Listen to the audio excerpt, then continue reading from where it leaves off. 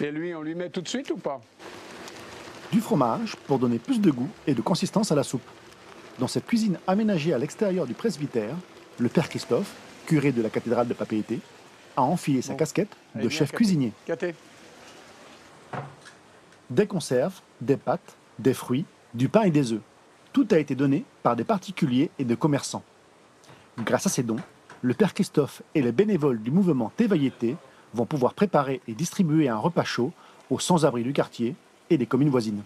On accueille tous les jours, du lundi au dimanche, à peu près à la même heure, vers 7h, 7h30. On commence la préparation des repas à 6h, 6h30, et puis le temps que ce soit prêt. Et ensuite, on redistribue à toutes les personnes qu'on accueille qui sont à la rue, c'est-à-dire entre 60 et 70 personnes chaque jour. Au fil des années, le père Christophe a vu le nombre de SDF augmenter. Cela fait 27 ans qu'il s'occupe des sans-abri.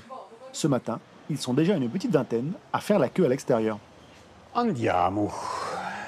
7h30, ouverture des portes du presbytère. Des hommes et des femmes viennent prendre ce qui sera pour beaucoup le seul repas de la journée. Entre 250 et 300 personnes sont à la rue aujourd'hui. Ça ne varie pas beaucoup depuis plusieurs années.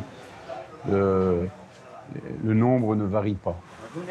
Bonne journée, à suivant. Mareta Manutahi, 62 ans, s'est retrouvée à la rue suite à des problèmes familiaux. Elle fait partie des habitués. Amen. Elle trouve dans ce repas chaud et l'accueil des bénévoles un réconfort, mais rêve surtout de retourner un jour sur son île. Peut-être un jour tu ne vas plus me voir ici. Je viens à Ta, soit aller à Ta, soit aller à Bora. Ta, c'est le moyen, n'a pas ça. C'est ça le problème. Mareta n'a pas de famille à Papeete pour l'accueillir et l'aider. Demain matin, elle sera encore ici pour se restaurer. Cet accueil de jour a été mis en place par le mouvement Tevaillete en 1994. Mais pour le père Christophe, l'hospitalité ne se résume pas qu'à un simple repas chaud. Autour de lui se mobilisent aujourd'hui de nombreux bénévoles et intervenants extérieurs pour assister les SDF. D'accord. Et tous tes soucis somatiques là, dont tu m'as parlé, qu'est-ce que ça donne? Comme chaque mardi matin au sein même du presbytère, le docteur Michel Steinmetz, psychiatre, est en pleine consultation. Il reçoit ce matin une femme qu'il suit déjà depuis de nombreux mois. Je sais pas, j'ai porté plainte, tout ça et tout, j'ai fait une démarche et tout. C'est un besoin effectivement de consultation psychiatrique parce que faut se dire quand même que la vie dans la rue c'est violent, c'est rude. C'est des gens qui sont fragilisés, qui ont eu des événements de vie douloureux, qui n'ont pas vraiment fait le choix de se retrouver dans cette situation. S'il y en a un qui commence à péter les plombs, à être agressif, etc., tout le monde va réagir de façon violente autour de lui. Donc en soignant un dans le groupe, on calme tout le groupe en fait.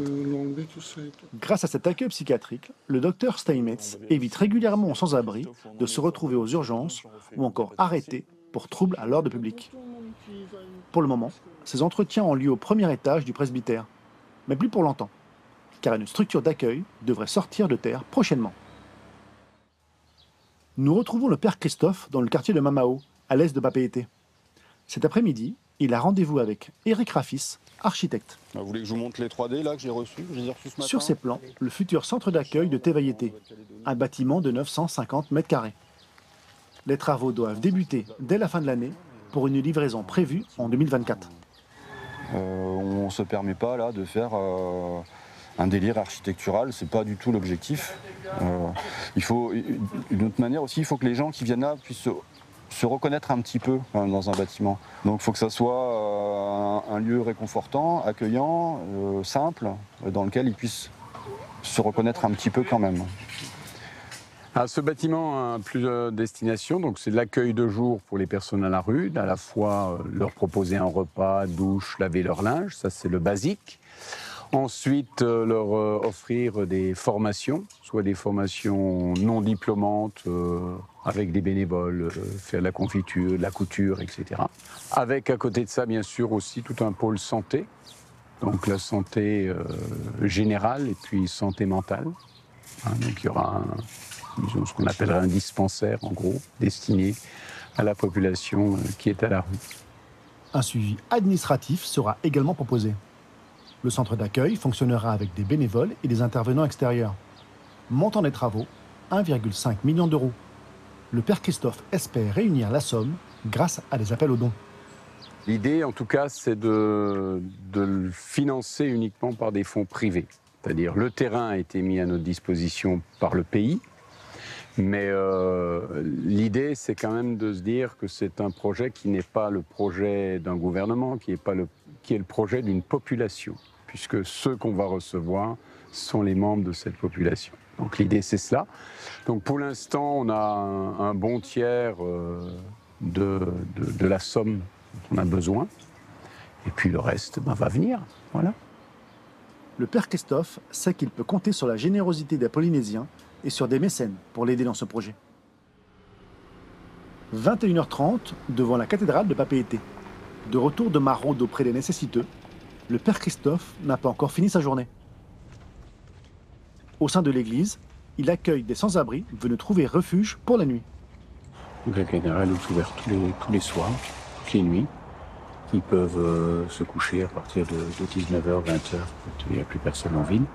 Et puis le matin à 5h, je les réveille pour qu'on puisse célébrer la messe à 6h avec les fidèles. Ce soir, ils sont une petite dizaine, hommes et femmes, à dormir au pied du tabernacle.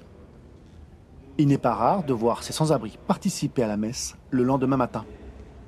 Ils sont accueillis et soutenus au sein de la communauté des fidèles, car après tout, eux aussi sont des croyants.